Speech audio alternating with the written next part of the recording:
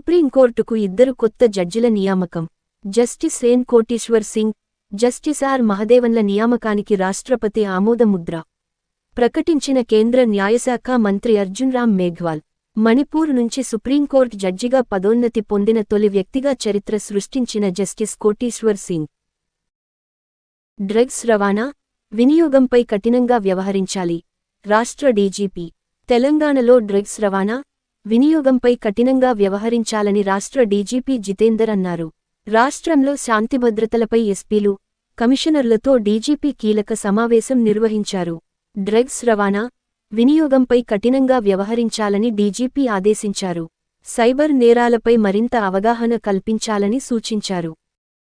MLC కవితకు అస్వస్థత, ఆస్పత్రికి తరలింపు. ఢిల్లీ లిక్కర్ కేసులో 100 రోజులకు పైగా తిహార్ జైలులో ఉన్న బీఆర్ఎస్ ఎమ్మెల్సీ కవిత ఈరోజు సాయంత్రం అస్వస్థతకు గురయ్యారు.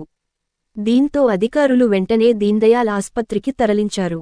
ఢిల్లీ లిక్కర్ కేసులో మనీలాండరింగ్ నేరారోపణలతో అరెస్టైన ఎమ్మెల్సీ కవిత దాదాపు 4 నెలలుగా జైలులో ఉన్నారు.